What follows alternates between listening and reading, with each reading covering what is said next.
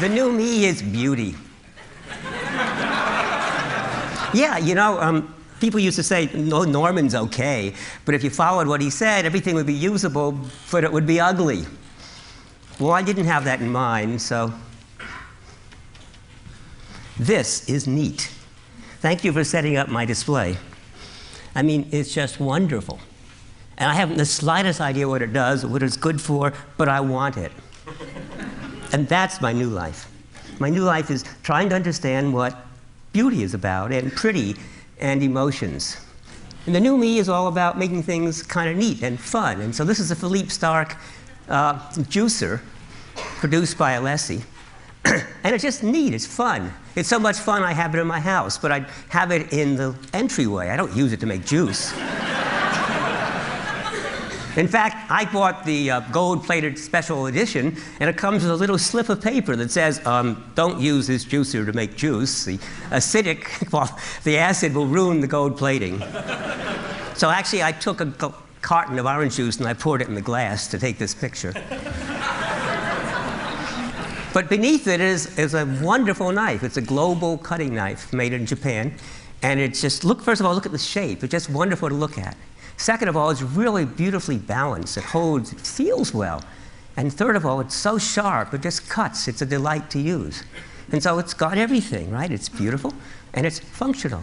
And I can tell you stories about it, which makes it reflective. And so you will see I have a theory of emotion, and those are the three components. Hiroshi Ishii and his group at the MIT Media Labs took a ping pong table and a projector above it, and on the ping pong table they projected an image of water and fish swimming in it. And as you play ping pong, whenever the ball hits part of the table, the ripples spread out and the fish run away. But of course then the ball hits the other side and the ripples are the poor fish. They can't find any peace and quiet. And is that a good way to play ping pong? No. But is it fun? Yeah. Yeah. So, or look at Google. If you type in, say, emotion and design, you get 10 pages of results. So Google just took their logo and they spread it out. Instead of saying, you got 73,000 results, this is 1 through 20, next, they just give you as many O's as there are pages. It's really simple and subtle. I bet a lot of you have seen it and never noticed it. That's a subconscious mind. Sort of notices it. It probably is kind of pleasant, and you didn't know why.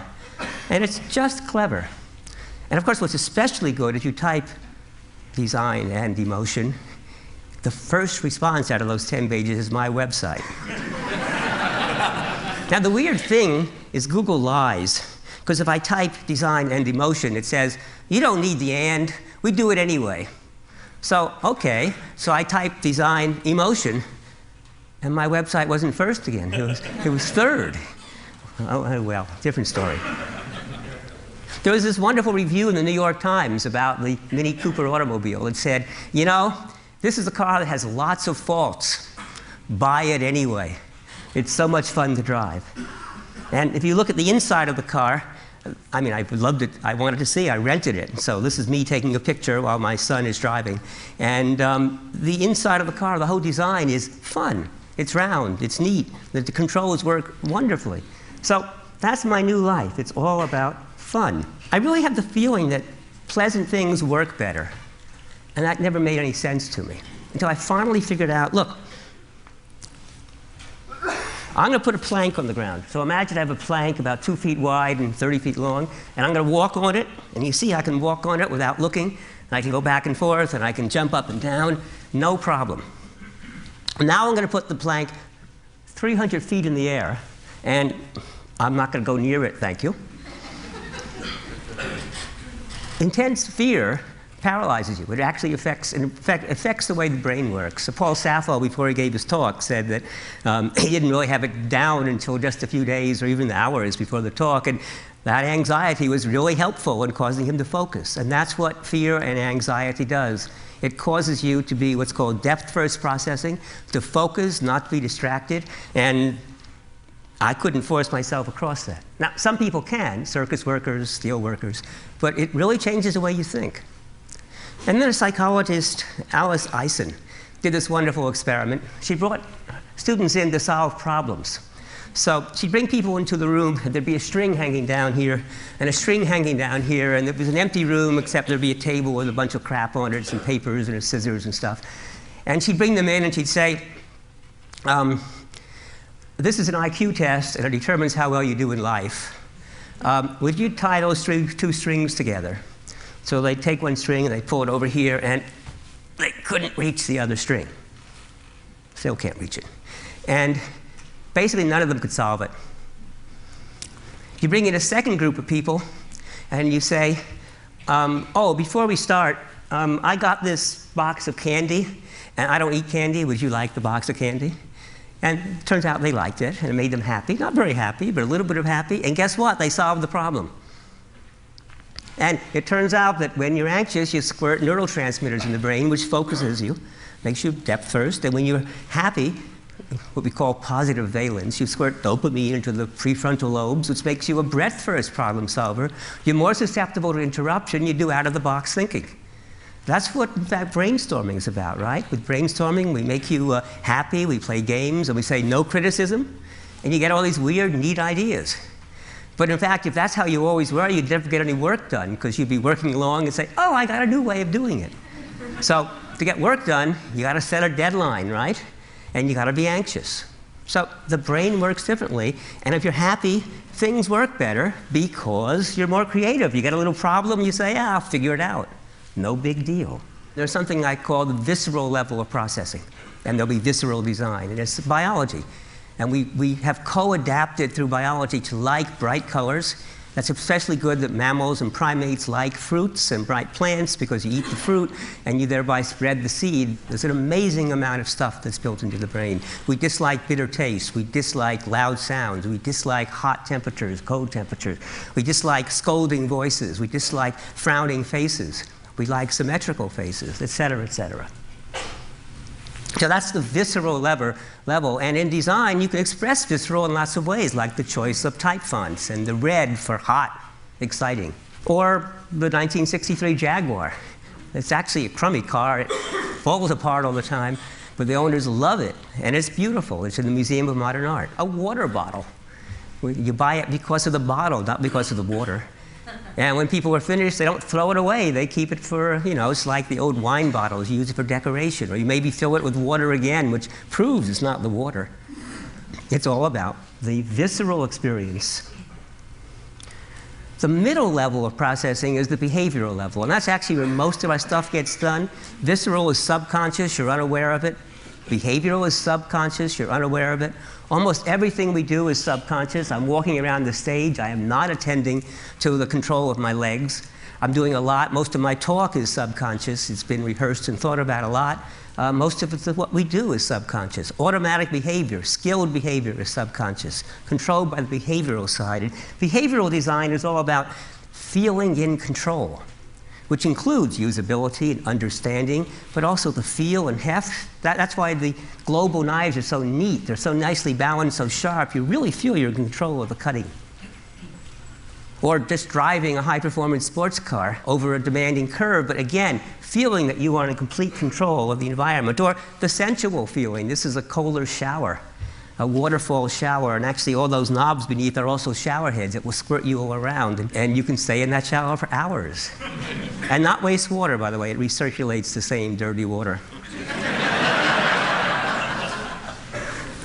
Or this is a really neat teapot I found at High Tea at the Four Seasons Hotel in Chicago. It's a Ronnefeldt tilting teapot. So that's what the teapot looks like, but the way you use it is you lay it on its back, and you put tea in, and then you fill it with water. The water then seeps over the tea, and the tea is sitting in this stuff to the right. The tea is to the right of this line. There's a little ledge inside, so the tea is sitting there, and the water is filling it up like that. When the tea is ready, or almost ready, you tilt it. And that means the tea is partially covered while it completes the brewing. And when it's finished, you put it vertically, and now the tea is, remember, above this line, and the water only comes to here, and so it keeps the tea out. And on top of that, it communicates, which is what emotion does. Emotion is all about acting. Emotion is really about acting. It's being safe in the world so that Cognition is about understanding the world. Emotion is about interpreting it, saying good, bad, safe, dangerous, and getting us ready to act, which is why the muscles tense or relax.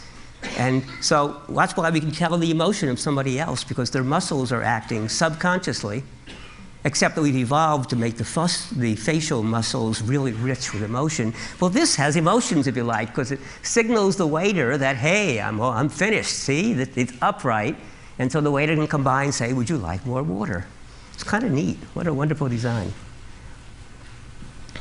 And the third level is reflective, which is, if you like, the superego. It's a little part of the brain that has no control over what you do, no control over doesn't see the senses, doesn't control the muscles. It looks over what's going on. It's that little voice in your head that's watching and saying, that's good, that's bad, or why are you doing that? I don't understand. It's that little voice in your head that's the seat of consciousness. And here's a great reflective product. Owners of the Hummer have said, you know, I've owned many cars in my life, all sorts of exotic cars, but never have I had a car that attracted so much attention. See, it's about attention. It's about their image. It's not about the car.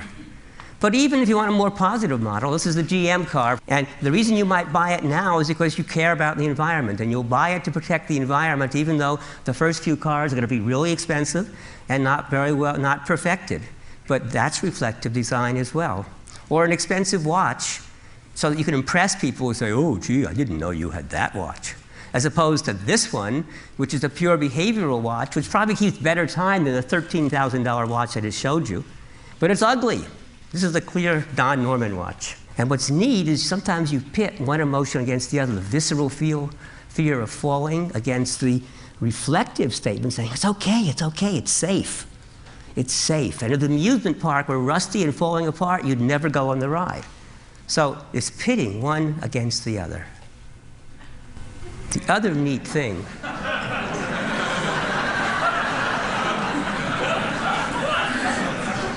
so Jake Kress is this furniture maker, and he makes this unbelievable set of furniture. And this is his chair with flaw.